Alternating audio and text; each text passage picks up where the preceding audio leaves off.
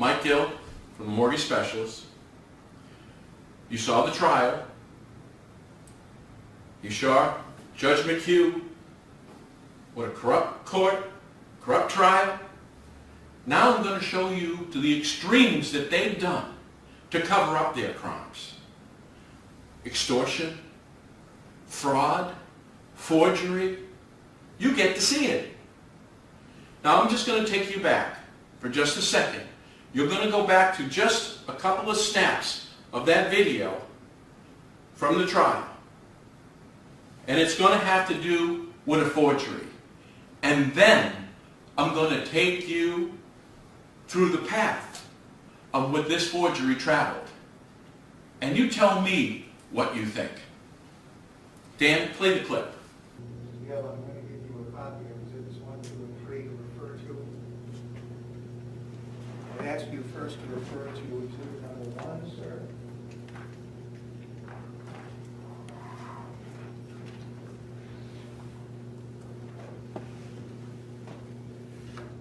Could you please confirm for the jury that that is your signature on page 3 of Exhibit 1? It's not. But we can move on. It's not your signature. 100% it's not. Whose is it? You got me. I only have about 1,000 signatures over there. Match this one up with one of them. I went home after court thinking about that forgery. And why? And I figured it out. It was more of a release than a fee agreement. They knew from the very beginning they were going to commit fraud. That's why it's forged. And the forgery itself, a third grader could forge my signature, unfortunately. This wasn't even close. How could they even make such a mistake? You know why? It was the first document you would have had signed. They didn't know my signature. And then there was the insistence of the mailing. Why that? It's because he couldn't say that he saw me witness it. Because if it is a forgery, he would have been lying and he could have been trapped. These guys are pretty difficult to put in a corner. So he says he mails it. Are we to assume, now that we know it's a forgery, somebody went in my mailbox, took out that document, forged it, signed it, and mailed it back to him? They were in financial trouble. They couldn't take a chance for me to read this agreement and say, what the hell is this? That's why it was forged. And you know who forged it? And we have many figures proving it. It was Dollar Sedgwick herself. So they worked in conjunction together. In fact, if you look at the fee agreement, it refers to one other document. And we have that document. And guess what? That's the forgery too. By the same person, clearly. Well, then it hit me. They're going to have a mistrial. They can't keep going. I went to court this next morning, as you're looking at right now, knowing that they were going to kill this case right then and there. They had to shut us off, and that was it. Watch what happens. Your Honor, he just presented a forged document that I can clearly prove was forgery. And then we can go on why they forged it. I never saw this document. I can make a statement now, Your Honor. You can make a closing statement, I suppose. You have one more shot at them. You can make a Oh, I'm telling you, I believe this is criminal. I believe you didn't make it very clear to me. It was this. Mr. Hilliard asked me a question. We only have two parts of evidence, the bills and that agreement. The signature is so far off in this agreement, it is comical. You know why? It's the first agreement I would have signed with them. They didn't know my signature. Why? You remember Mr. Ross testifying? We don't make any promises. I was a multi-millionaire. They were in a recession. They took that with the intent of making millions and not having me go after them. I never saw that document. Now, you want to know? He said that he mailed it. Your Honor. It was the same pen. We we stop for a Yeah, minute? go ahead. What's your position on this? I object to everything that's going on, Your Honor. It's inappropriate, and I'd like to make a motion outside the presence of the jury. Come from that. I want to tell you this, I want a order right now to have that document preserved. And I would like that document in the courtroom tomorrow. Because we're going to find out that Mr. Ross signed that document. And the reason why that was that they did what?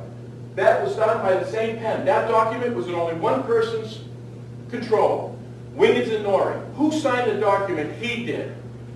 Want to bet that's his signature? So the first act in this whole divorce was fraud, was forging my name because they knew they were going to rob us. It's that simple. The same pen signed the agreement. And you can see it's not mine. They never saw my signature. This whole, and the piece of evidence was the bill and this. They are trying to get Mr. Ross off on a mistrial right now. I want you to know that's what's going on because we caught them bold. Walk for a minute. And I want a preservation order on that agreement. That is the principal part of their evidence. And it's fraud, and it's forgery, and they know we can. Now the video you just saw was a trial that happened on March 24th, and then the next day, the 25th. And what you hear is me speaking that evening on the 24th, knowing what was going to happen in the morning. But that brings us to today. What happened with that forgery? Because that forgery comes with a story.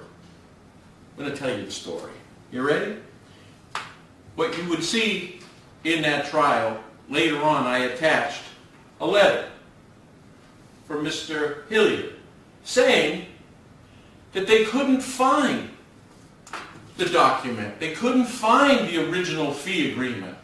Or really, it was a release. I called it then. Remember the preservation order? Well, guess what? No need, because they didn't have it. Now, why didn't they have it? It was their own fee agreement. In fact, what Mr. Hilliard said, it went to Jim Ten, the next attorney. Well, let's go to the next attorney. This is a baker's box. Holds about 1,000 copies. This is just one of 16 boxes that Jim Ten gave us. Now, Jim Ten, the Path Bar Association president, is a crook himself. But he's a very organized crook. So 16 boxes. You know how many originals we found? One. This one. The fee agreement for Wiggins and Norrie. So I want you to understand this.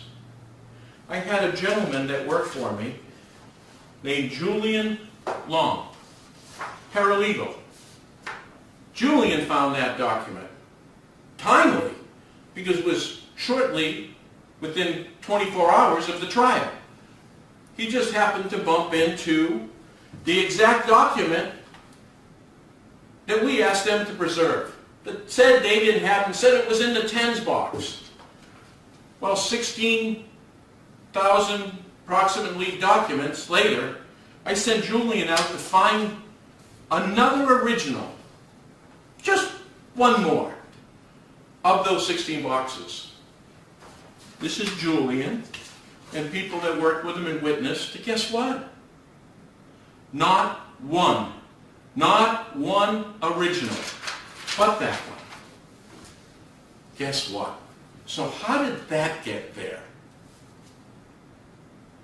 At the same time, I've had my controller, who's been my controller for 30 years.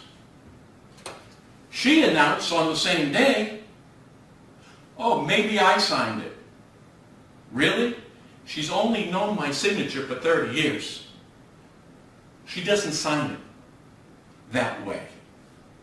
We got Julian finding it, my controller saying she might have signed it the same day where the past expert, forgery expert, calls me up saying, oh, maybe it is Lisa, and then I question her and say, I know that it's not. I know my signature. Lisa knows my signature. You know how fast she changed her story? You know how fast she started saying Donald Sedgwick, and I don't want to get involved, and I have another big case?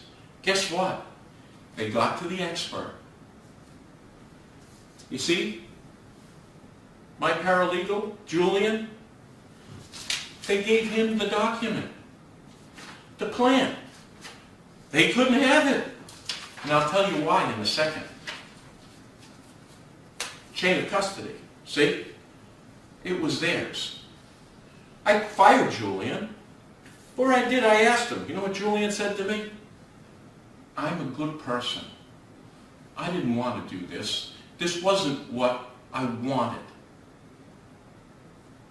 Then asked me if he was leave, and he left. Now you think about that. Lisa Tracy, she was terminated too that day. Now, you don't want to know why they did it? Why Lisa did it? Lisa's husband got in trouble 4 or 5 years ago. Quite frankly, that could have gone to jail for 20 years or so. He didn't. You know who got him off? Shaheen and Gordon.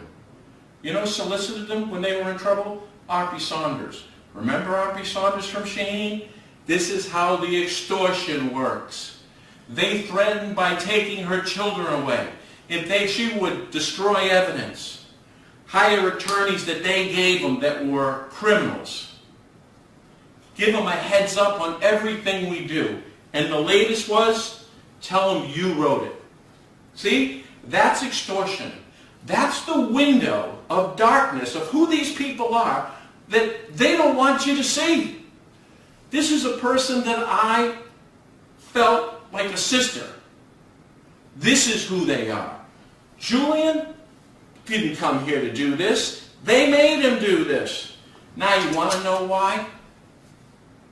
Voila! We have an original.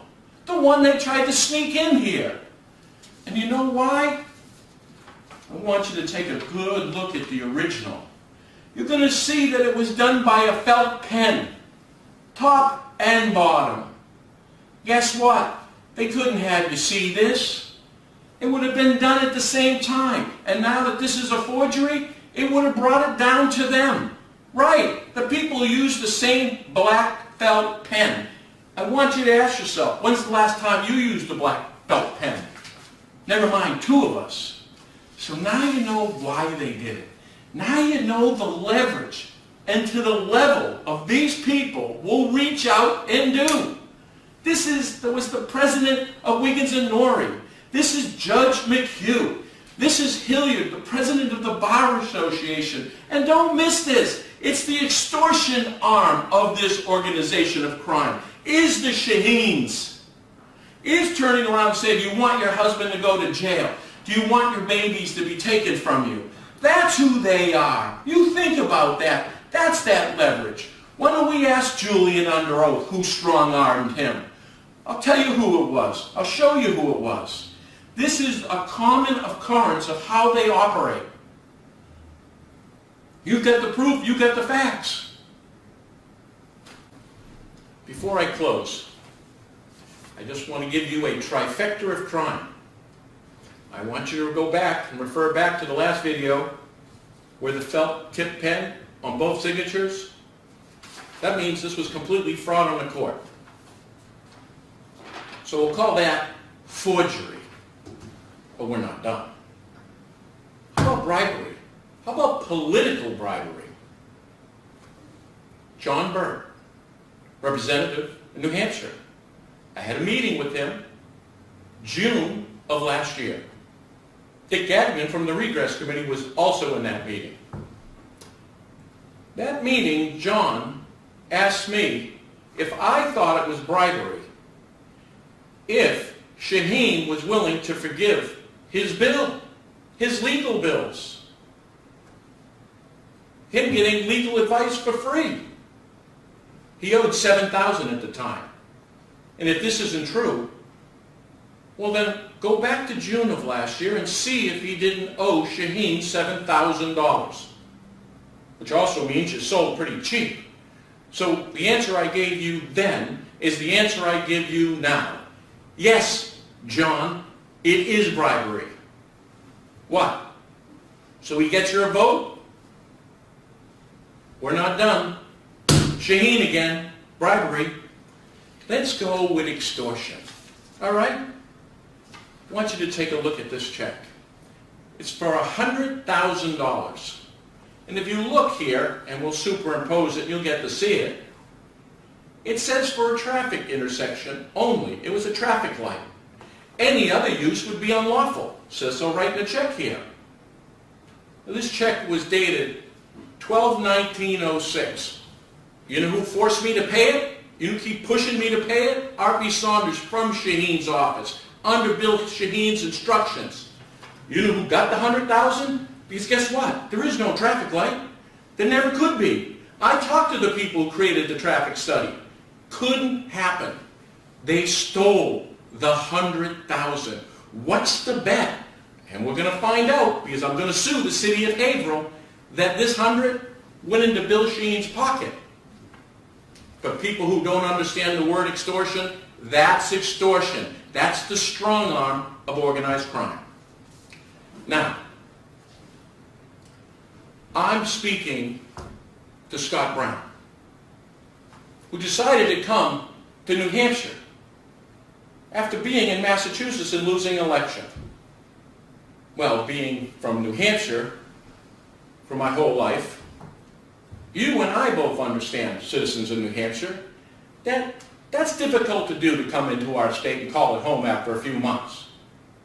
Unless Scott Brown knows something. And unless he's a moron, he does. He knows what I'm saying here is true. And he knows Shaheen's in trouble. One or two things. One, he knows. Now, did they cut a deal to have Shaheen maybe resign and not run? Watch. When Hemingway, the gentleman running for governor, says the Republican Party told him not to mention FRM and Kelly Ayotte. Could that be the deal? Could a deal been struck? Because Scott Brown has intentions of being president. So he's not going to Hampshire to lose. So he knows he's going to win. Is he leveraging them? Or is he going to come out with all this evidence, more than maybe what I can give him, and say, I'm here to clean the state up? It's either one or the other. Either you cut a deal and know what they've done, or you haven't cut a deal and known what they've done and going to use that as leverage to move them out. Remember, people of New Hampshire, it's one or the other. And if he doesn't come forwards, he's either too stupid to be senator or too corrupt. Thank you.